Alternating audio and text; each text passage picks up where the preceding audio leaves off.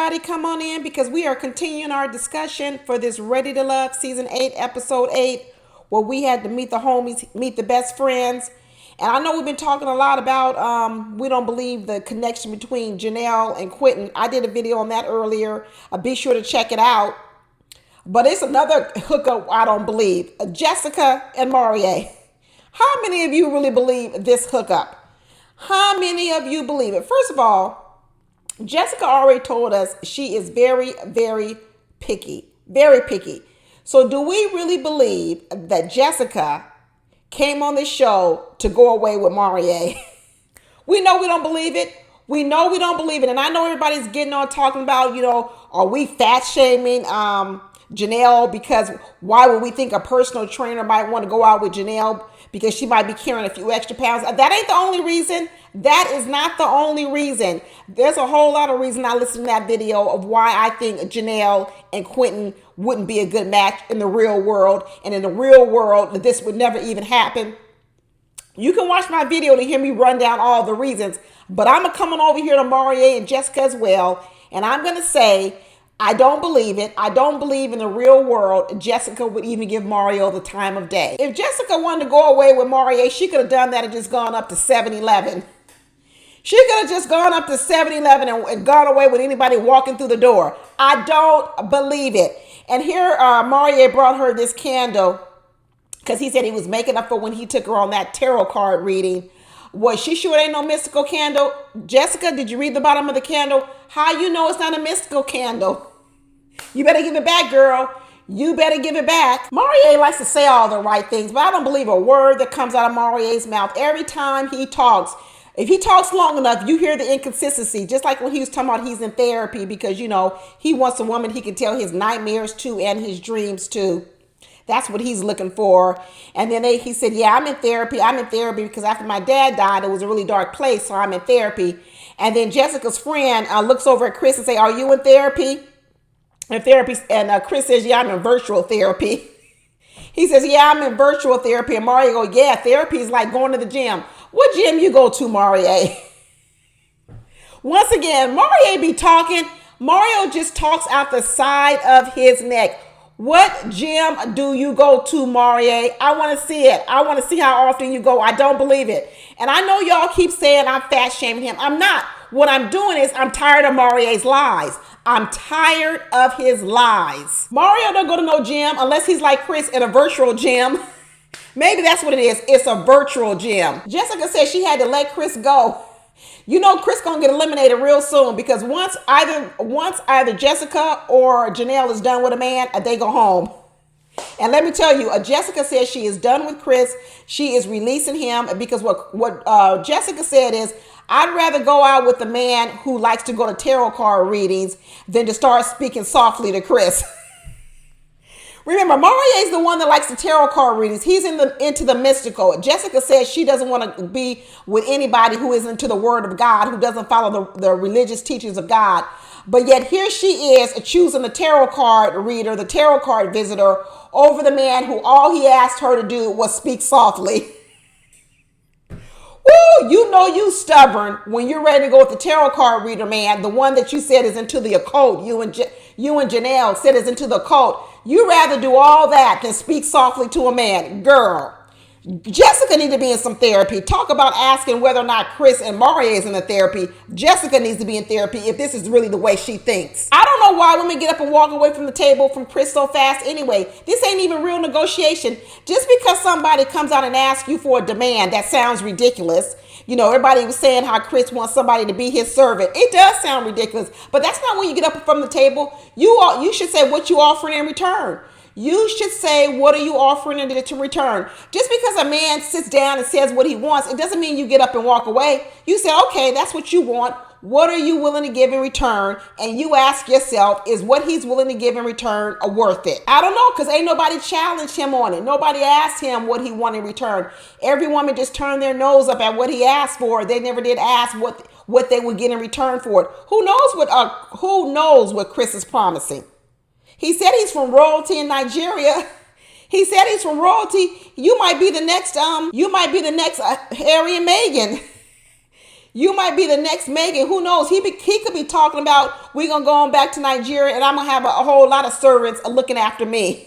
You don't know what he's offering. I'm telling you, but it is something when Jessica decided she would rather choose Maurier, the tarot card reader, the man who's 50 pounds over the weight, the man who lies every time he opens up his mouth, as opposed to toning down the way she talks to Chris. That friend of Jessica's, let me tell you, they went hard in on Chris. They went hard in on him. You talk about doubling down. Chris had already said that Jessica was loud. And what she do? Bring one of her loudest friends, that man. That man was loud. In fact, when that man saw Chris walk through the door, that man was like, wow. He probably was there to steal Chris from Jessica. That's why he said, don't choose him because I want him for myself. That man looked at Chris and was like, wow. They better be careful about these friends they bringing on this show to meet their prospective dates or whoever you want to call it. Because Jessica's friend, he was really googling eyeing Chris. And I'm going to talk about that video over there with Lee and Muffin. Muffin going to steal Lee's man too, Quentin. That man kept badgering Chris, talking about, what's the wife quality? I want to hear it. I want to hear it. What's the wife quality? He was trying to ask for himself. What do I have to do to be your wife? I saw that all written over his face. But here come Maurier telling me, oh, I like a strong woman. That turns me on. Oh, what for? Why you want a strong woman? So she can run around to the marches and carry your backpack and bring folding chairs and stuff to beat up people at the marches. Why you need such a strong woman, Maurier? I'm sick of people always wanting women to be so strong. What for? Why do we have to be so strong? They need to start leaving Chris alone. He said what he said, what he said, what he said. He ain't backing up off it. He tells you what he wants. He says, I'm royalty from Nigeria. And what the next question needs to be, instead of keep asking Chris the same old question, I want to hear, what do I get in return from all these things you say you want from me? What do I get in return? Let's negotiate. That's what I want to hear next. I want to stop seeing women get up from the table from people like Chris. And I at least want to hear, what does he want in return? And negotiate. Let's negotiate. Who knows? Or maybe there's some things that you want that might be worth it. I don't know. I really don't know. If he wants you running around helping him with his business and doing all that kind of stuff, what do I get in return? Do I quit my job and all I do is work for you? That's fine. What do you want in return? But I would at least ask the questions before I just automatically toss him aside and decide I'm going to choose Maurier. Good Lord. So Jessica came all the way on Ready to Love to walk away with Maurier? I don't believe it. This is all some fake and foolery. You know who is paying attention to Chris's offer? Aries. I told you Aries is ready to receive. I don't know if y'all saw that video when I already pegged who Aries is. Aries is out here ready to receive. And Aries got spooked. Aries got spooked by Phil because when they started digging into Phil and started talking about his career history, his salary history, and all this other kind of stuff, it seemed a bit unstable. That man, that friend of Aries said, I don't know. He was not impressed. He said, that's a lot of transitioning. That's a lot of moving around. And if you remember Kira from last time, Kira had already said about Phil that he ain't got no purpose and no direction. I don't know what Aries is going to choose. I don't know which way she's going to go because I think she likes the softness and the kindness and the gentleness of Phil. But when Chris up there and told her, you don't have to work, Aries' ears perked up. She was like, ooh, that could be a nice offer. But here's the problem. Aries is a career woman. She is a career woman, and what she's trying to do is have her cake and eat it too, and she ain't gonna be able to do that. She is not gonna be able to do that. She wants this option to work if she wants to and not work if she wants to, but pay no price for that option. That's what I'm telling you. That's not possible. She wants the option, but she doesn't want to pay for that price. Aries is sitting over here talking about she don't even want to cook for her 10-year-old and 13-year-old sons. Y'all heard that on the last episodes. She doesn't want to even cook for her 13 and 10-year-old sons, but she thinks she can be a stay-at-home wife with Chris and not work and have the option. Girl, there's a price to pay for that. There's a price to pay. A lot of people like the way things sound, but they really don't want to do what they need to do to be that type of person. They really don't know it. Aries wants a guy who could be the financial leader, the provider. Remember she said that all. Financial leader, provider, take care of me and my boys. That ain't Phil. That is not Phil. Phil does not have the financial stability to take care of Aries the way she wants to. And her friend pointed out, Her friend said he ain't going to be able to keep up with you. So yeah, he's fun. He's outgoing. He's probably going to make you feel real good. He's going to make you feel real special. But they know something about Aries, and they know something about Aries. Aries don't want to be with no man that ain't got no money, because Aries wants her cake and eat it too. She wants the authority in the house. She wants to be a career woman, but she don't want to do none of them domestic duties, and she don't want to be waiting on the hand and foot of no man. She's got a pickle on her hand. Which one she gonna choose? She gonna choose the man who says, oh yeah, you can have your career, which is Phil, because of course he does, because he needs her money coming into the house, because he knows he can't pay for her, those 2 boys, and his child.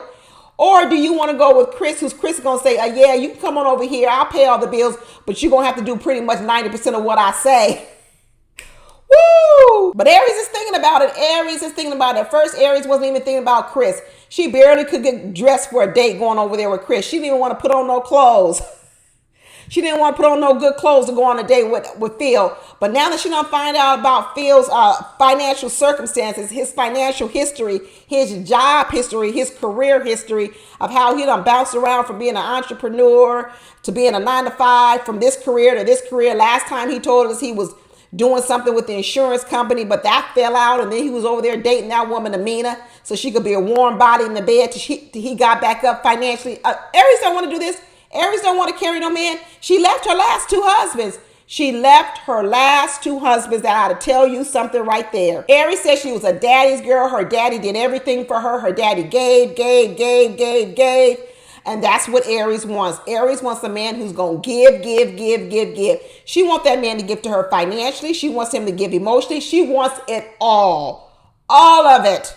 Aries wants every bit of thing coming out of you. And here's the problem, ladies. It's a problem a lot of people fall into, men and women. Everybody ain't going to have it all. They not going to have it all. So you're going to want the man like Phil, who's going to give you the emotional connection. Is he going to give you the emotional attention you need? He's probably going to kiss on you, rub your feet, tell you sweet things, do all these nice things for you. But guess what?